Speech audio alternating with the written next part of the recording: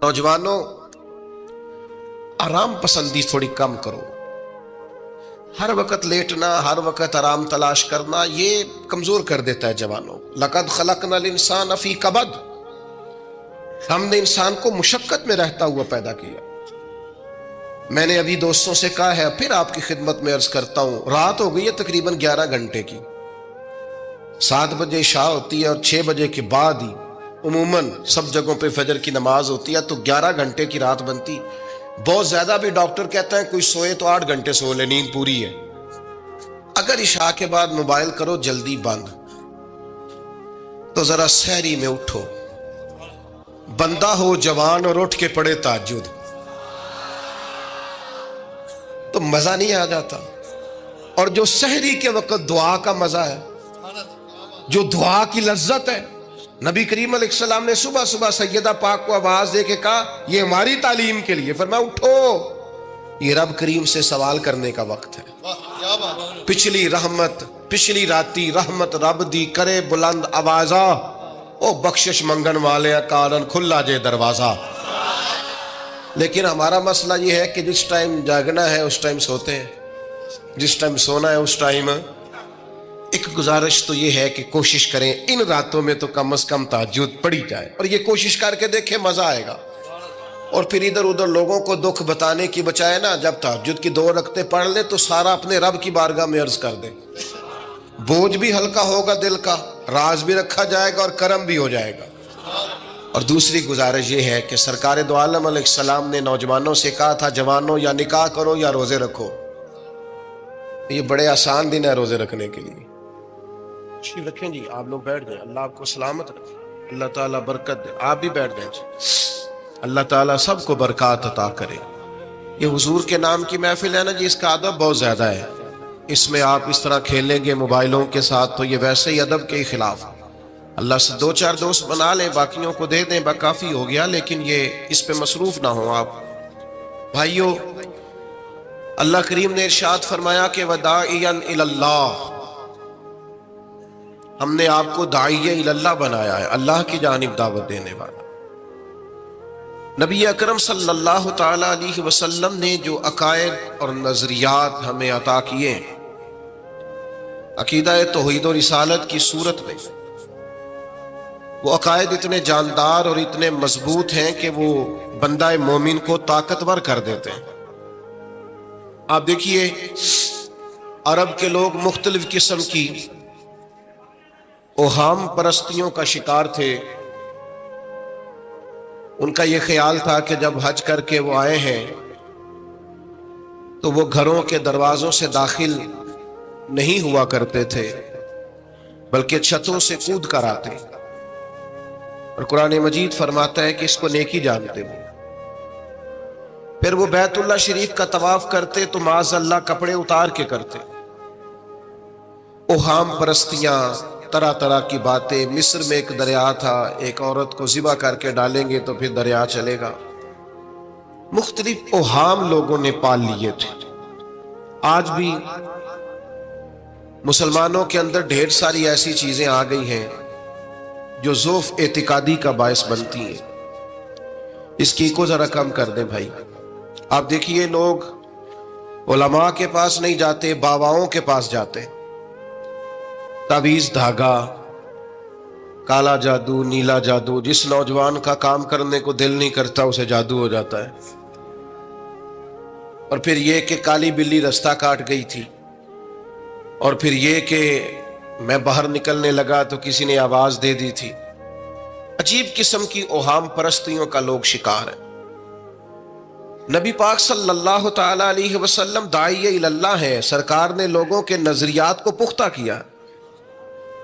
हुजूर अलैहिस्सलाम के फयूज़ात रूहानिया से लोगों के दिल ताकतवर होते थे। मजबूत फिक्रें, मजबूत अकीदे सरकार के वसीले से मुसलमानों को नसीब हुए। हम जैसे जैसे देखे ना, तसव्वुफ और तरीक में आपको अर्ज करूं, सूफिया किराम का असल मौजू अकीदा तौहीद है। असल मौजू इनका है। ये वो लोग हैं जो लोगों को सही मानों में तवक्कुल का صبر کا، شکر کا، قناعت کا، رجوع اللہ کا سبق دیتے ہیں. اصل موضوع ہی ان کا ہے. لیکن اب چونکہ صوفیاء کی جماعت میں وہ لوگ اللہ ماشاءاللہ خال خال رہ گئے، اور پھر یہ کہ بیٹھ گئے تعویذ دھاگے دینے والے، زاغوں کے تصرف میں، عقابوں کے نشے من. نتیجہ اس کا بڑا خطرناک برآمد ہوتا ہے. مضبوط فکریں کبھی آپ اس روایت کو دیکھیں اور یاد کر لیں نا تو یہ بڑا نفع دیتی ہے. نبی کریم علیہ السلام نے حضرت عبداللہ ابن عباس رضی اللہ تعالیٰ عنہ سے فرمایا، عبداللہ، ساری دنیا مل کے تیرا بھلا کرنا چاہے کر نہیں سکتی جب تک رب نہ چاہے. اور فرمایا سارے دنیا دار مل کے تیرا کچھ بگاڑنا چاہیں بگاڑ نہیں سکتے جب تک رب نہ، چھوڑ دے بیٹا، آپ جب تک اللہ نہ چاہے. تو پھر رجوع تو اللہ کی جانب کرنا چاہیے. نبی اکرم صلی اللہ تعالی علیہ وسلم نے اپنی امت کو توانائی اس بات سے دی کہ اللہ ہمارے ساتھ ہے. آپ دیکھیے فکری تندرستی کتنی زیادہ ہے کہ 1000 کے مقابلے میں 313 لوگ ہیں. نہ اسلحہ پورا ہے، نہ گھوڑے پورے ہیں، نہ خوراک پوری ہے، لیکن وہ میدانوں میں اس طرح لڑے ہیں کہ 1000 کو بھاگنے پر مجبور کر دیا. وہ ابو جہل نے جب کہا نا جاسوسوں سے کہ جاؤ پتہ کر کے آؤ، تو انہوں نے آ کے کہا وہ تو 313 لوگ ہیں، بچے بھی ہیں، بوڑھے بھی ہیں، چیز کوئی نہیں پاس. تو ابو جہل کہنے لگا پھر تو انہیں گھوڑوں کی پشتوں پر باندھ کے مکے لے جائیں گے، وہاں جا کے دیکھیں گے کیا کرنا ہے. تو جاسوس کہنے لگا سردار اگلی بات بھی سننا، ہے تو 313 لیکن جان ہتھیلی پہ رکھ کے آئے. جس کے خیمے کے پاس سے گزرے ہیں شہادت کی دعا مانگتے دیکھا ہے. ان کی آنکھوں سے چمکتی ہوئی روشنی اور ان کے لفظوں سے پھوٹتا ہوا ولولہ اور ان کی آوازوں سے نکلتا ہوا دبدبا کسی جگہ بھی انہیں کمزور نہیں ہونے دیتا. ان کے اندر کہیں بھی کوئی کمزوری نہیں آنے دیتا. غریبی کا نام لے کے سارا دن پریشان ہونا، غریبی کا نام لے کے اپنے آپ کو مظلوم ثابت کر کے لوگوں کو مدد پر اکسانا بندہ مومن کا یہ طریقہ نہیں ہے. اپنی توجہ اللہ کی جانب کرے، نبی رحمت علیہ السلام کی بارگاہ میں استغاثہ پیش کرے. لیکن دنیا داروں کو مائل کرنا، لوگوں کی جیبوں کی طرف دیکھنا، یہ مومن کی شان گردن کو جھکا دیتا ہے. خیرات کا پتھر جہاں میں مانگنے والوں کے سر کبھی اونچے نہیں ہوتے، اور غیرت ہے بڑی چیز جہانے تگو دو میں. بھائی آپ طاقتور بنے. دیکھیں نا ایک نوجوان نے آ کے حضور کی بارگاہ عالی مرتبت میں عرض کیا تھا، یا رسول اللہ صلی اللہ علیہ وسلم غریب ہوں کچھ دیجئے. تو حضرت جابر ابن عبداللہ رضی اللہ تعالیٰ عنہ فرماتے ہیں ہم نے حضور سے بڑا کچھ سنا، یہ لفظ نہیں، لفظ لا، یعنی میرے پاس نہیں ہے، یہ ہم نے حضور سے سنا ہی نہیں. ایسا کوئی محبوب کہیں ہوگا نہ کہیں ہے، بیٹھا ہے چٹائی پہ مگر عرش نشیں ہے، اور ملتا نہیں کونین کو کیا کیا تیرے در سے، بس ایک لفظ نہیں ہے جو تیرے لب پہ نہیں ہے. اور یہ فاضل بریلوی رحمت اللہ علیہ کا انداز بھی دیکھیے، کہتے ہیں واہ کیا جود و کرم ہے شہ بتہا تیرا. اور یہ ذرا دیکھیے شعری ذوق دیکھیے، واہ کیا جود و کرم ہے شہ بتہا تیرا، نہیں سنتا ہی نہیں.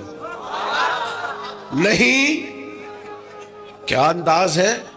اب یہ کیسی زبان ہے اور کیسا یہ محاورے کا استعمال ہے. جو شعری ذوق رکھتے ہیں وہ سمجھیں، کہتے ہیں نہیں سنتا ہی نہیں. کون؟ مانگنے والا تیرا.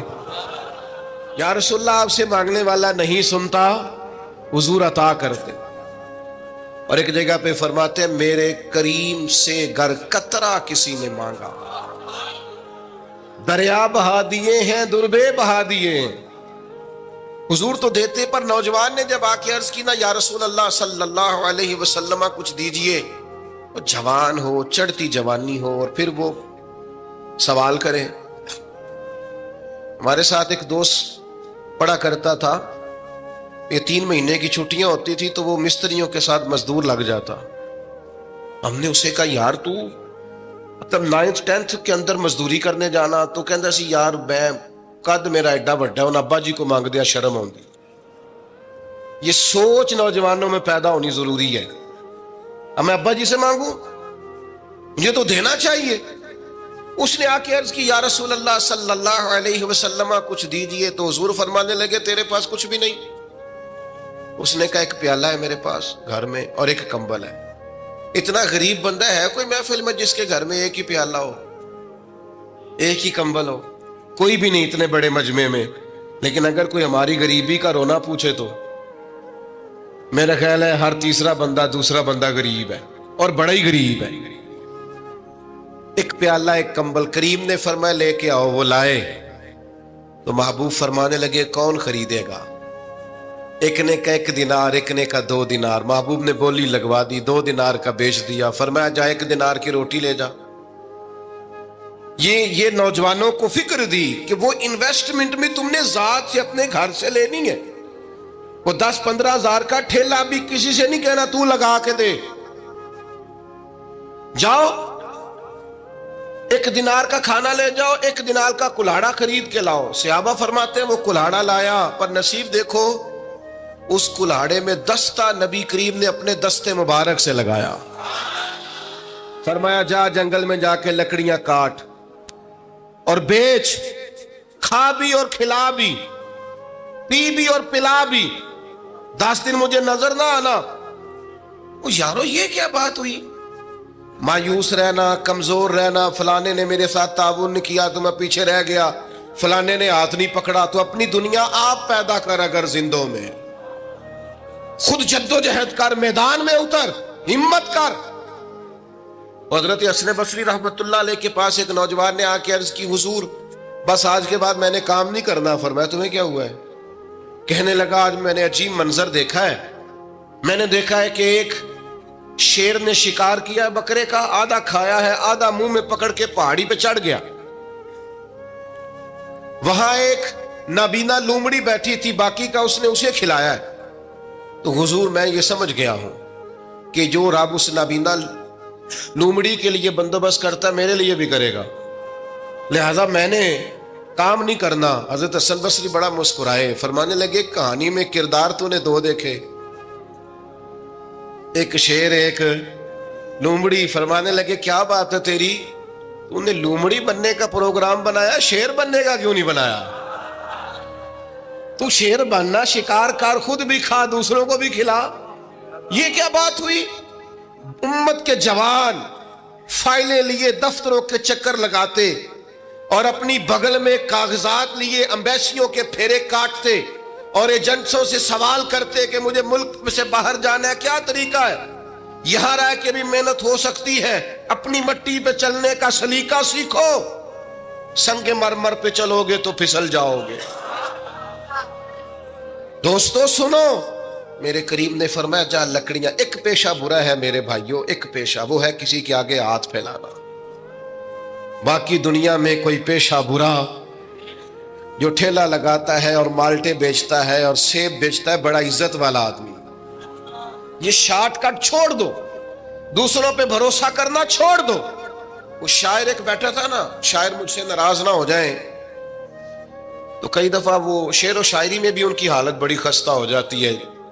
جن دنوں لوگ پتلے کپڑے پہنتے ہیں, بعض شاعروں نے ان دنوں میں بھی موٹی چادر لی ہوئی ہوتی ہے.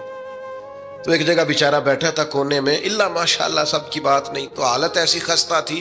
ایک بندہ 5 روپے پھینک گیا, تو تھا خوددار, بڑی تکلیف کو اٹھا اپنے پیسے. تو اس نے کہا آپ کی حالت بتا رہی ہے, آپ کو ضرورت ہے. اس نے کہا ضرورت پڑی تو اللہ رسول سے مانگوں گا, تیرے سے کیوں مانگوں گا؟ شعر بڑا قیمتی کہا.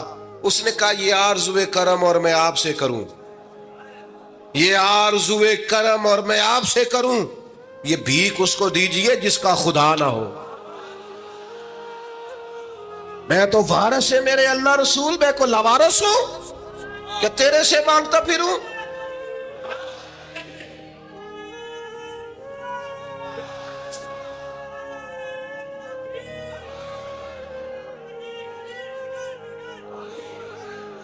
ماشاء اللہ ماشاء اللہ.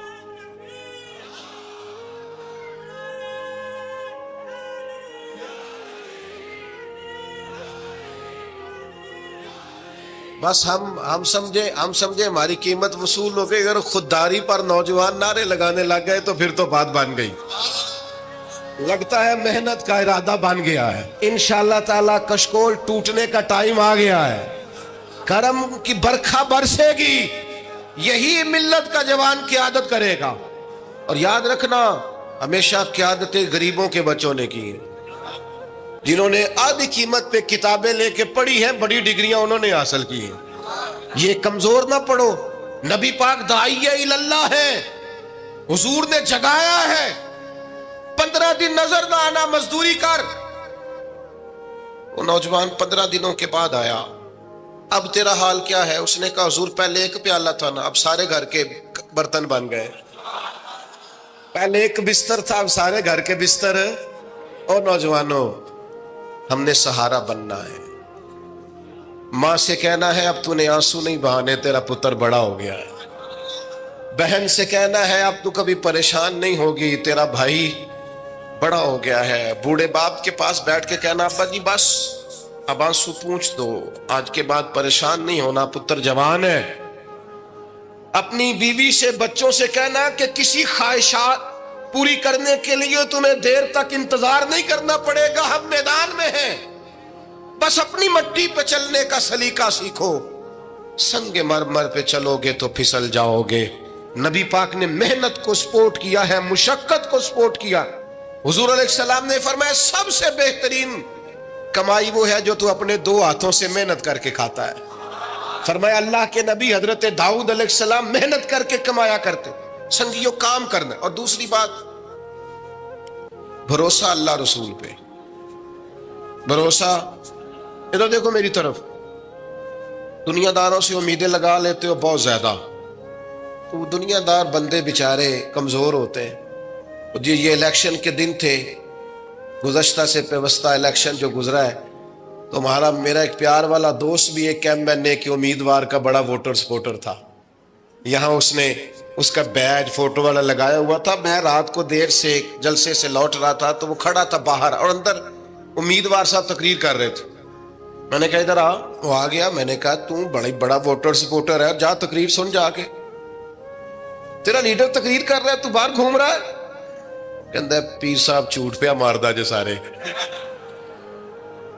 جھوٹ بول رہا ہے, کرنا کرانا کچھ نہیں. تو میں کہ یار جی ایڈے پکے ووٹر سپورٹر نو بھی پتا ہے کہ جھوٹ پہ ماردا ہے, تو ہم تو ویسے ہی سپورٹر نہیں ہیں. ہم نے تو کی محبت تو سیاست کا چلن چھوڑ دیا. ہم اگر عشق نہ کرتے تو حکومت کرتے. او بھائی, جب پکے ووٹر سپورٹروں کو امیدیں نہیں ہیں تو آپ کن سے امیدیں لگائے بیٹھے ہیں؟ آپ جدوجہد کریں, اور امیدیں اللہ رسول سے. نبی پاک علیہ السلام نے فرمایا جو رب پہ بھروسہ کرے گا اللہ کی رحمت اس کی کفایت کرے گی. وَإِن يَتَوَكَّلْ عَلَى اللَّهِ فَهُوَ حَسْبُهُ, وہ اللہ پہ بھروسہ کرے گا اللہ اس کے لیے کافی ہو جائے گا. ادھر دیکھو یار موبائلوں والے دوستوں, بات سنو. گھبراہٹ نہیں, ٹینشن نہیں, انزائٹی نہیں, ڈپریشن نہیں. مومن اور ڈپریشن, مومن اور انزائٹی, مومن اور ٹینشن. او جی مجھے پتہ نہیں مجھے کیا ہو رہا ہے, جی مجھے خوف آتا ہے. آپ کو خوف آتا ہے مومن ہو کے؟ آپ کو یہ کرونا کے دن تھے تو مجھے لے گئے ایک سرکاری ہاسپٹل میں, آپ کچھ یہاں بات کریں, لوگوں کو حوصلہ دیں. تو ایک ڈاکٹر صاحب مجھ سے کہنے لگے جی مجھے نہ تنگ جگہ بڑی گھٹن ہوتی ہے, تو موت سے بڑا ڈر آتا ہے, قبر تو بڑی تنگ ہوتی ہے. میں نے کہا ڈاکٹر صاحب کچھ بھی. کہنے لگے سانس ہی نہیں آتا, چاروں جانب سے بند ہے. تو میں نے کہا بچہ بھی تو ماں کے پیٹ میں سانس لیتا ہے نا. آپ نے تو سبحان اللہ کہا. وہ ڈاکٹر تھے, انہوں نے نہیں کہا. وہ کہنے لگی جو تے اماں لیندی صاحب. ہنستے نہیں جی, باتیں ہنسنے کو نہیں سنا رہا, میں فکری باتیں کر رہا ہوں. کہا وہ تو اماں آکسیجن لیتی ہے تو بچے کو جاتی ہے. تو میں نے کہا چلے ڈاکٹر صاحب وہ جو انڈے سے بچہ نکلتا ہے اس کے تو چاروں جانوں کوئی صورت نہیں ہوتی سانس کی. تو مجھے کہنے لگے آپ کہنا کیا چاہتے ہیں؟ میں نے کہا میں یہ کہنا چاہتا ہوں قبر کی 2 حالتیں ہیں. قبر دوزخ کے گڑھوں میں سے گڑھا بھی ہے, اور جنت کے باغوں میں سے باغ بھی ہے.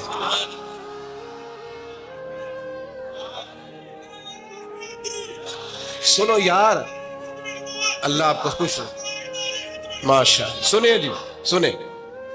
میں نے کہا اگر کسی کا یہ ذہن بن جائے کہ مرنے کے بعد میں نے باغ میں جانا ہے، 1 منٹ کے لیے سوچو نا یار. یعنی ادھر قبر بند ہوئی تو نیچے باغ، اور باغ بھی معمولی نہیں، جنت کے باغوں میں سے باغ. اور باغ ایسا شاندار جس میں آنکھ کھلی تو پہلی زیارت ہی مدینے والے معبود کی.